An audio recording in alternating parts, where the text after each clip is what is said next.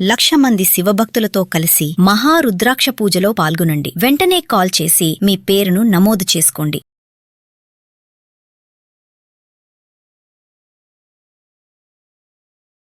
రమ్మగారు, పిల్లలకి స్టోరీస్ చెప్తున్నాం కదా మనం రెగ్యులర్ గా, మన కాన్సెప్ట్ అది కదా. కొంతమంది మనకి కింద క్వశ్చన్ రేస్ చేస్తా ఉన్నారండి కామెంట్స్ లో. ఏ వయసు నుంచి చెప్పొచ్చు, వాళ్ళు ఎప్పటి నుంచి అర్థం చేసుకోగలుగుతారు పిల్లలకి స్టోరీస్ అనేవి అని మీరేమంటారు దీనికి? మేము మా ఇంట్లో లేటెస్ట్ గా పుట్టిన బుడ్డాడికి నెలప్పటి నుంచే కథలు చెప్పేస్తాం మేము. వాళ్ళ నాయనమ్మ ఏదో ఒకటి చెప్పేస్తుంటుంది వాడికి. ఇది పిల్లలు వినాలి మన మాట కదా. మనం మాట్లాడుతూ ఉండటం, చిన్న పన్న మాట్లాడడము, ఏదో ఒకటి మాట్లాడడము, అంటే రెలవెంట్గా మాట్లాడడం, దగ్గర ఏదైనా మాట్లాడి అప్పుడు పిల్లల దృష్టి మన మీదకి మరల్చడానికి. ఏడ్చేటప్పుడు ఏదో కబుర్లు చెప్తామనుకో, చిన్న చిన్న పాటలు అవి నేర్పిస్తాం, అప్పుడు కథ చెప్పచ్చు. ఏదో ఒక చిన్న కథ, ఒకే కథని ఎన్నాళ్ళైనా చెప్తూ ఉండొచ్చు. చెప్తుంటే అది మెల్లిగా అలవాటు అవుతుంది. అటెంటివ్గా మన మాటలు వినడం అనేది ఒక ప్రాక్టీస్ అయిందా. అక్కడి నుంచి 10వ నెల 11వ నెల వచ్చేసరికి పిల్లలకి బొమ్మలు చూడడం అవి వస్తాయి. ఇప్పుడు పెద్ద పెద్ద పుస్తకాలు 2, 3 పుస్తకాలు కొనుక్కోండి, అంతకంటే వద్దు. బుక్ పెద్దది, బొమ్మలు ఉంటాయి, అందులో మాటలు ఏమి ఉండవు. ఆ బొమ్మ చూపించి కాకి పిచిక అనేసి, కాకి పిచిక వాళ్ళ ఇంటికి వెళ్ళింది అలా చెప్తున్నాం అనుకో. ఇంగ్లీష్లో ఉంటే ఇంగ్లీష్లో చెప్పచ్చు, తెలుగులో చెప్తే చక్కటి భాష వస్తుంది పిల్లలకి. ఈ బొమ్మలు పుస్తకం కదుపుతుంటే ఎంగేజ్ అవుతాడు పిల్లాడు, ఏ పిల్లలనైనా సరే. అయితే దీన్ని ఆట వస్తువుగా ఇవ్వకూడదు. ఆట వస్తువుగా ఇచ్చి వాడి చేతికి ఇచ్చి వాడి చింపేని ఇచ్చి అలా చేయకూడదు. చేయకుండా ఇలా మెల్లిగా అలవాటు చేస్తే ఒక ఏడర్థం వచ్చేసరికల్లా మనం చెప్పే మాటలు పిల్లలకి అర్థం అవుతాయి. మామూలుగా ఏడాది లోపల బాయ్ చెప్పు అంటే చెప్తారా? అది ఎలా అర్థమైంది వాడికి? కథ ఎందుకు అర్థం కాదు? ఇట్లా ఊపి ఊపి చూపిస్తాం కదా, కథ కూడా అలాగే అర్థం అవుతుంది.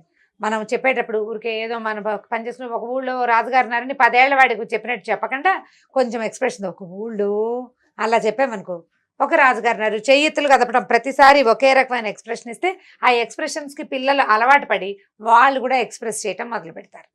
కథలు చెప్పే విధానం అది. చెప్పడం ఎక్సైటింగ్గా ఉండేలాగా చెప్పడం. పెద్దవాళ్ళకి ఎవరికైనా కథ చెప్పడం చేతొస్తే వాళ్ళతోటి మరీను ఇంకా బాగా కుదురుతుంది. లేదా తల్లులు లేదా తండ్రులు, అమ్మలు కానీ నాన్నలు కానీ కొంచెం మరి కాస్త వచ్చిందనుకో వింటాం. 2 ఏళ్ళు వచ్చాక మనం ఏదైనా ఒక కథ చదువుతూ వినిపించేలాగా, ఇంగ్లీష్ వాళ్ళైతే ఇంగ్లీషు, తెలుగు వాళ్ళైతే తెలుగు. నేనైతే మన వాళ్ళకి తెలుగులోనే చెప్పండి అని చెప్తాను. మీరు ఈ అమ్మ భాషలో ఉండే చక్కటి భావ వ్యక్తీకరణ ఇంగ్లీష్లో ఉండదు. ఇంగ్లీష్లో ఉంటుంది, తెలుగులో ఉన్నంత స్వీట్గా ఇంగ్లీష్లో ఉండదు. తర్వాత పెద్దయ్యాక ఎలాగో ఇంగ్లీష్ మీడియమే తప్పదు. పెద్దయ్యాక ఎలాగో వాళ్ళు ఇంగ్లీష్ పుస్తకాలే చదువుకుంటారు, దాన్ని కూడా నువ్వు తాళం వేయాలి తప్పదు, దాన్ని వదలలేం మనం.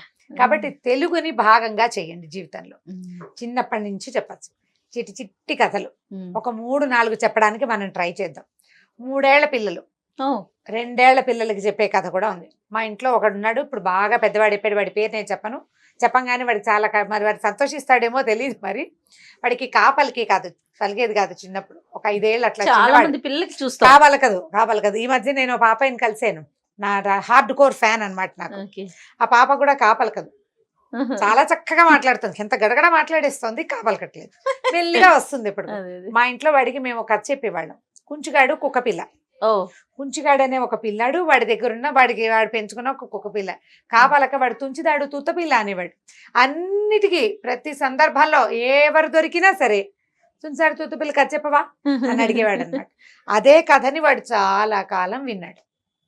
చాలా మంది పిల్లలు ఒకే కథని నెంబర్ ఆఫ్ టైమ్స్ వినడానికి ఇష్టపడతారు. నేను చెప్తాను వినండి. మా పాప ఉంటుంది కదా హని, రాజుగారు 7 కొడుకులు కథ, అది పుట్టినప్పటి నుంచి స్టిల్ నిన్న నైట్ వరకు కూడా వింటానే ఉంది రమ్మగారు. మా అబ్బాయి కూడా నేను పెద్దవాడికి నేనేమో మీరు చెప్పే కథలు చెప్పాలి, రమాంటి చెప్పిన కథలు నేను చెప్పాలి. నా స్టోరీ అయిపోయాక అమ్మ ప్రతిరోజు రోజు చెప్తావు కదా అమ్మమ్మ, ఆ కథ చెప్తే అప్పుడు నిద్రపోతుంది.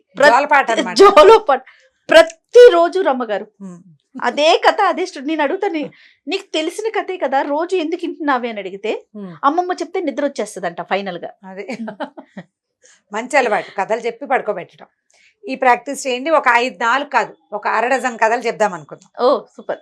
కుంచిగాడు కుక్కపిల్ల కథ ఇవాళ చెప్దాం. మా వాడి ఫేవరెట్ ఇది. ఇప్పుడు అది వాడు చూసి వాడి ఈ కథ నాదే అని వాళ్ళ ఆఫీస్ ఫ్రెండ్స్ అందరికీ చెప్పుకోవాలి. వాడి పేరు చెప్పట్లేదు అందుకే నేను.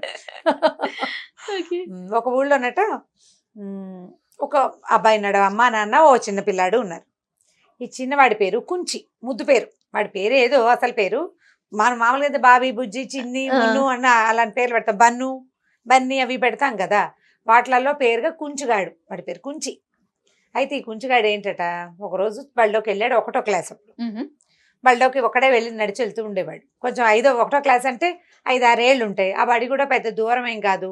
ఈ కథాకాలం నాటిది 40 ఏళ్ళ నాటి కథ ఇది. అప్పటికి బస్సులు గిస్సులు ఇంత హడావిడిగా వెహికల్స్ ఏం లేవు, సైకిళ్ళు ఉండేవి అంతే, రిక్షాలు కనపడేవి. ఈ నడిచెళ్తున్న కుంచిగాడికి ఒక పక్కన ఒక చిట్టి కుక్కపిల్ల కనపడింది, బుజ్జిది. కనపడితే ఏం చేశాడు, కొంచెం ఆ కుక్కపిల్లని చూసేసరికల్లా పరిగెత్తుకుంటూ వెళ్ళాడు వాళ్ళ అమ్మ దగ్గరికి. అమ్మ బడికి వెళ్ళే దారిలో ఒక కుక్కపిల్ల ఉందే, అది తెచ్చుకుందామన్నాడు. వాళ్ళ అమ్మది, బడికి వెళ్ళిపోతూ నువ్వు బడిలోకి వెళ్ళాలి కానీ కుక్కపిల్లని తెస్తానంటే వెదవా పో స్కూల్కి అని కేకలేసింది. సరే వాడు ఏడు పూత పెట్టుకున్నాడు, వెళ్ళిపోయాడు.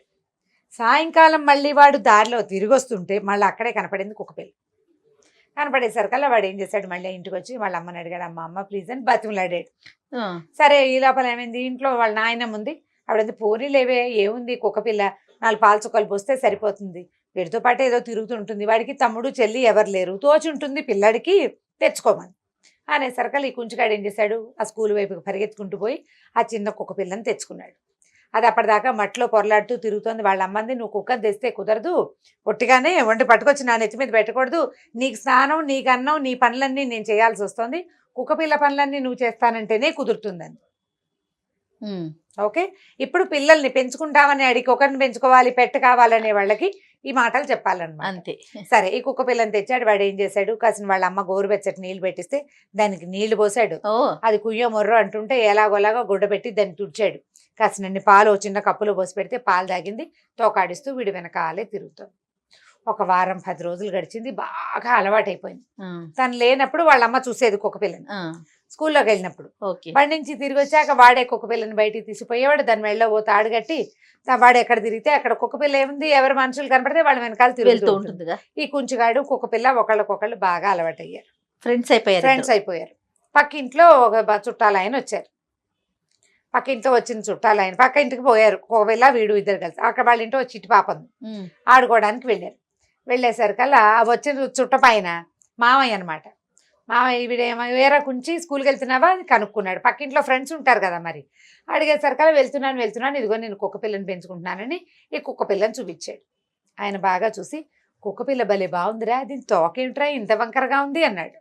అప్పుడు వెలిగింది కుంచిగాడికి, తోక వంకరగా ఉంది దీనికి. పిల్ల చూస్తే తెల్లగా బొద్దుగా ముద్దుగా చెవులు గివులు బాగానే ఉన్నాయి, ఇలా ఉంది తోక సీలాగా. దాన్ని నచ్చలేదు వాడికి. ఇప్పుడు ఒకళ్ళు వంక పెట్టారు, నల్లగా ఉంది అంటే రుద్ది స్నానం చేయిస్తాడు. తోక వంకరగా ఉందంటే దాన్ని వంకర తీయటం ఎలాగా, ఏం చేశాడు, మెల్లిగా దాని తోకను పట్టుకుని సాగదీశాడు. స్ట్రైట్ గా వచ్చింది, బాగా వచ్చింది అనుకున్నాడు. చెయ్యి వదిలేగానే అది మళ్ళీ వెళ్ళిపోయింది పైకి, మళ్ళీ సీలాగా అయింది. ఇక వీడు లాగా అది పైకి వెళ్ళిపోవా, లాగా పైకి వెళ్ళిపోవా. అక్కడి నుంచి ఏమైంది, కుయ్యమొర్రమని అరిచింది. అది తోక లాగుతుని నొప్పెట్టదు. వాళ్ళ మంచి వెధవా తోక పుచ్చుకు లాగితే ఏడవదురా కుక్కపిల్ల, వదిలేయంది. వదిలేస్తే ఆ కుక్కను చూసినప్పుడల్లా వీడికి ఏమనిపిస్తుంది, పక్కింటి అంకులు ఎక్కిరిచ్చాడు, పక్కింట్లో ఉన్న మామయ్య చెప్పాడు, వంకర తోక వంకర, దీన్ని తోకను ఎలాగైనా సరి చేయాలి. అయితే ఏమైంది, ఓ 2-3 రోజులు ఇలాగే గడిచింది. వాడికి చాలా దిగులు. పక్క వాళ్ళ దొడ్లో పెరట్లో పొట్లకాయలు కాసినాయి. అయితే ఏమైంది, ఆ మామగారు చక్కగా నెత్తి మీద గావంచా కప్పుకుని పొట్ల చెట్టు పాత దగ్గర చిన్న స్టూల్ వేసి కూర్చుని ఈ పొట్లకాయకి కింద చిన్న చిన్న రాళ్ళు కడుతోంది. వీడు అడిగాడు, మామ ఎందుకు మామ రాళ్ళు కడతావు అంటే, కాదురా ఈ పొట్లకాయలు వంకర తిరుగుతాయి, కింద బరువు కట్టామనుకో వంకర తిరగకుండా సాఫీగా కాస్తాయి రాని. ఓహో ఇదే రహస్యం అని వీడేం చేశాడు, కుక్కపిల్లకి చిన్న రాయికి తాడు కట్టి దాన్ని తోక కట్టాడు. అది కాసేపు ఏదో కొంచెం బాగానే ఉన్నట్టుంది, దానికి ఏదైనా ఎగ్జైట్మెంట్ రాగానే తోక ఆటోమేటిక్గా పైకి వెళ్ళిపోతుంది. ఈ రాయితో సహా పైకి వెళ్ళిపోయింది దాని తోక. వాడికి కుదరలేదు, నచ్చల, కోపం వచ్చేసింది. ఇంకొక 2 రోజులు గడిచినాయి.